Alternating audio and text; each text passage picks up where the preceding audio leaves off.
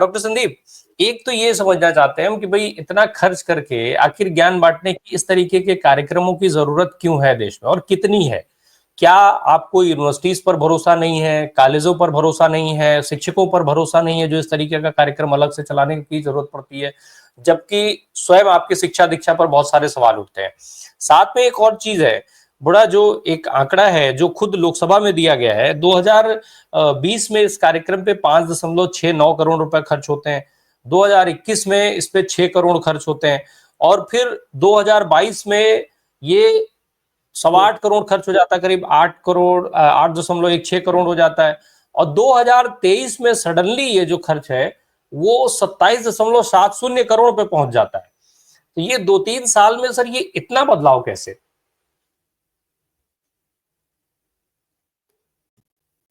जी, राम प्रकाश जी, आप सभी को नमस्कार। सही कहा आपने कि अब तक 64.34 करोड़ रुपए, और एक साल 2024 में खाली 16.83 मतलब 17 करोड़ रुपए खर्च हो चुके हैं। अच्छा, होती क्या है? परीक्षा पे चर्चा। वो चर्चा करते हैं जो परीक्षा के कोई विशेषज्ञ नहीं है, और परीक्षा पे चर्चा में मामला उनका है जिनकी डिग्री पर बहुत दिनों से बवाल मचा हुआ है। देखिए, मैं आपको बता दूं कि दुनिया के जितने भी बेहतरीन लोग थे, वो बहुत पढ़े लिखे नहीं थे। पढ़ाई लिखाई का ज्ञान से बहुत ज्यादा कोई संबंध नहीं है, क्योंकि ज्ञान का पैशन और पढ़ लिख के उसको फेंकने का पैशन दो अलग अलग चीजें हैं। तो एक बोस्ट करने वाले लोग होते हैं, फेंकने वाले लोग होते हैं, दूसरे वास्तव में ज्ञान के पीछे लगे रहने वाले लोग होते हैं। जैसे कबीर थे, कबीर किसी विश्वविद्यालय में नहीं गए, चाहे तुकाराम किसी विश्वविद्यालय में नहीं गए, वो किसान थे, बनिया भी थे, पैसा देते थे वो। ऐसे तमाम लोग हैं। तिरुवल्लुवर किसी विद्यालय में नहीं गए, और एक से एक वैज्ञानिक हुए। शेक्सपियर किसी विश्वविद्यालय में नहीं गया था। आपने कई नोबेल लॉरियट्स के बारे में पढ़ा होगा। एक केमिस्ट्री में नोबेल लॉरियट थे जिन्होंने बेसिकली वो बुक बाइंडर थे, लेकिन इतना पढ़ने लगे, वो इंटरेस्ट आया उनका कि उन्होंने फिर खोजना शुरू किया और वो नोबेल लॉरियट हो गए।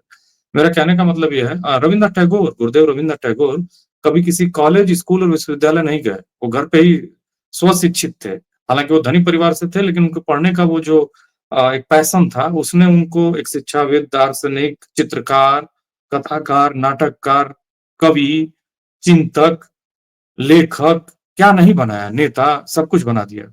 सब कुछ थे वो, क्या नहीं थे। तो मेरा कहने का मतलब है कि फिजूल खर्ची है और बर्बादी है पैसे की, और ये सब नहीं होना चाहिए। देखिए, एक महत्वपूर्ण सवाल है राम प्रकाश जी। जैसे क्या है कि लोग आसपास ही देखते हैं। मेरी बच्ची के पास एक किताब है, 8वीं में पढ़ती है वो, और क्लास में फर्स्ट आती है। नेशनल टैलेंट सर्च एग्जामिनेशन है उसका। वो मुझे मालूम चला, मैंने अभी 15 दिन पहले पढ़ा कि वो एग्जाम बंद हो गया है। अब बताइए कि जो टैलेंटेड बच्चे हैं, जो साइंस में कंट्रीब्यूट कर सकते हैं, वो एग्जाम देना चाहते हैं, लेकिन एग्जाम हो ही नहीं रहा कोविड के बाद से। मुझे ये पूछना है कि परीक्षा पे चर्चा की क्या जरूरत है? सुना ये भी है, मैंने कभी सुना नहीं है, लेकिन प्रधानमंत्री कहते हैं कि पहले मुश्किल सवालों को हल करिए और उसके बाद आसान सवालों को हल करिए। जबकि हम लोग अभी भी अपने बच्चों को यही बताते हैं कि सबसे पहले आसान, क्योंकि धीरे धीरे जब आप मान लीजिए आप 2 बैट्समैन आउट हो गए, तीसरे डाउन 2 डाउन खेलने जा रहे हैं, तो आप पहले धीरे धीरे अपने कॉन्फिडेंस को गेन करते हैं। तो कॉन्फिडेंस कैसे बनता है? जब आप 2-4 शॉट मारते हैं, फिर आपका कॉन्फिडेंस ग्रो करता है। वैसे ही आप 2-4 सवाल लिखते हैं, तो फिर आपका कॉन्फिडेंस और फ्लो में आता है। अब आप एक ही बार में सबसे मुश्किल सवाल से 2-4 हो जाएंगे, तो वो आपके टाइम मैनेजमेंट को खराब कर देगा, सब कुछ खराब कर देगा। आपकी मानसिकता, मनोदशा को खराब कर देगा। आप अगर पहले से भयभीत हैं तो और भयभीत कर देगा। फिर आप क्या एग्जाम देंगे? आपको जो एग्जाम अच्छा करना है उसमें आप खराब करेंगे। होता क्या है कि एग्जाम्स में बच्चे के मैनेजमेंट स्किल, उसके कॉन्फिडेंस, कई सारी चीजों को नापा जाता है, खाली बस उसके ज्ञान को ही नहीं नापा जाता है, जांचा जाता है, परखा जाता है। तो आप उसमें जब आपका एक्सपर्टीज नहीं है, ठीक है, आप बहुत एक संवेदनशील व्यक्ति हैं, मैं इसको नकार नहीं सकता। आप देश के प्रधानमंत्री हैं, बहुत तीसरी बार आप चुन के आए हैं, भले इस बार आप पूर्ण बहुमत में नहीं है अपनी पार्टी से, लेकिन अ, ठीक है, आप संवेदनशील हैं, परीक्षा पे बच्चों की मदद करना चाहते हैं, तो आप साथ में किसी एक्सपर्ट को लेकर बैठिए ना। आप अगर संवेदनशील हैं, तो दौलत सिंह कोठारी ने 64 से 66 तक जो उनका कमीशन था, कोठारी कमीशन, उसमें जो उन्होंने रिकमेंड किया था कि एडुकेशन फॉर ऑल होना चाहिए, फ्री एजुकेशन फॉर ऑल होना चाहिए, वो आज तक क्यों नहीं इम्प्लीमेंट हुआ? भारत में पब्लिक स्कूल लोगों की संख्या जो 25% जो भारत के पब्लिक स्कूल है ना राम प्रकाश जी, उनके पास बेसिक इंफ्रास्ट्रक्चर नहीं है, 25%। और एक और चीज जान लीजिए कि प्राइवेट स्कूल्स होने ही क्यों चाहिए? प्राइवेट स्कूलों की संख्या बढ़ती जा रही है, समाज में जो एजुकेशन की जो डिवाइड है वो बढ़ता जा रहा है। सबसे बड़ी समस्या ये है कि एक तरफ कंप्लीटली एसी स्कूल्स हैं, दिल्ली में आर के पुरम का डीपीएस है, संस्कृति स्कूल है, आईएएस लोगों के बच्चे पढ़ते हैं, बड़े क्लास 1 की नौकरी करने वाले लोगों के बच्चे पढ़ते हैं, वो कंपटीशन में बैठेंगे। और जो एक भीलवाड़ा में पढ़ रहा है लड़का, मतलब धौलपुर में पढ़ रहा है, गाजीपुर में पढ़ रहा है, उधर आपके जाजपुर में पढ़ रहा है, उड़ीसा के कालाहांडी में पढ़ रहा है, नीचे आपके चले जाइए छत्तीसगढ़ में पढ़ रहा है, सरगुजा में, क्या कम्पीट करेगा? कैसे कम्पीट करेगा उस संस्कृति वाले कंप्लीटली ऐसी स्कूल से? तो ये सब डिवाइड को आपको कम करना था। तो आप ठीक है, परीक्षा पे चर्चा करते हो, तो आप इस पे चर्चा क्यों नहीं करते हो? आप इस पे चर्चा क्यों नहीं करते हो कि 64 से 66 तक जो दौलत सिंह कोठारी ने रिकमेंड किया कि 6% जीडीपी का वो एजुकेशन पे खर्च होना चाहिए। आप तो बहुत संवेदनशील हो, आप परीक्षा पे चर्चा करते हो। यूपीए ने जो बजट बढ़ाया था केंद्र सरकार की तरफ से, आपके दोनों शासनकाल में उसमें से माने कटौती हुई है। 0.70 जो यूपीए कंट्रीब्यूट करता था, आपका 0.50 है। और अभी कुल मिला के जो बजट है हमारा, उसका 4.6454 कुछ परसेंट है। 6% को हम कभी छू ही नहीं पाए हैं। और कम्पीट हम किससे करेंगे? चाइना से करेंगे। अभी हम कम्पीट, आज ही मैं ट्विटर पे, मैंने एक्स पे लिस्ट देख रहा था कि कुछ लोगों ने लगाया हुआ था। हाँ, याद आ गया मुझे। एक पत्रकार है नरेंद्र नाथ मिश्रा, उन्होंने अपने ट्विटर हैंडल पे, अब तो एक्स हो गया है वो, उस पे पोस्ट किया था कि भारत के कुछ विश्वविद्यालय जो उनकी रैंकिंग, जानते हैं कैसे रैंकिंग लगाई गई थी? Subject wise. ये क्या तरीका है आपका? टॉप 100 में है ही नहीं कहीं, तो आप क्या करते हो कि जिसमें बेटर दिखते हैं आपको सब्जेक्ट वाइज, उसमें भी जिक्र नहीं था कि किस सब्जेक्ट में। इस तरह की चीजें मैनिपुलेट की जाती हैं डेटा। भारत के विश्वविद्यालय टॉप 100-200 में नहीं है, आईआईटीज हो, आईआईएम हो, एम्स हो। तो आप क्या विज्ञान में जब आप खोजोगे नहीं, सर्च नहीं करोगे, तो कैसे विश्वगुरु बनोगे? ठीक है, परीक्षा पे तो चर्चा आप करवा रहे हैं, परीक्षा बच्चे पास भी कर जा रहे हैं, 10वीं और 12वीं, इन्हीं बच्चों को आप टारगेट करते हो ना। लेकिन उसके बाद आपका हायर एजुकेशन कहाँ है?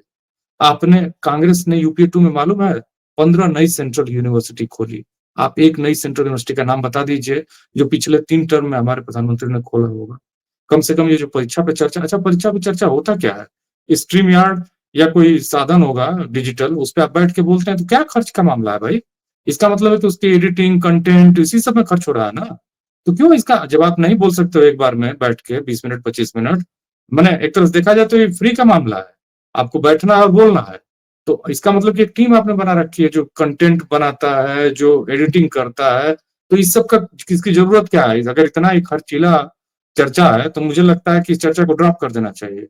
और किसी विशेषज्ञ से जो उस क्षेत्र में बहुत बढ़िया करता है, एक से एक बेहतरीन लोग रहे, उनके 1-1 घंटे का आप लेक्चर कराइए, बच्चों को कैसे हेल्प करना उनसे बुलवाइए, वो ज्यादा अच्छा बोलेंगे। वो ये बताएंगे कम से कम बच्चों को कि परीक्षा कोई जीवन की अंतिम परीक्षा नहीं है।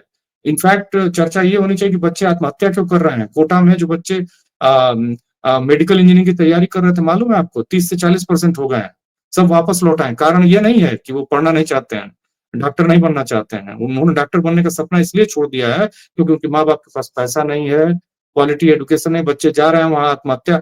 वो तो एक पता नहीं कितना क्वालिफाई कराता है, सक्सेस रेट क्या है कोचिंग्स का, लेकिन बच्चों की कब्रगाह बन चुका है। वो जाते हैं बच्चे, आत्महत्या करके चले आते हैं।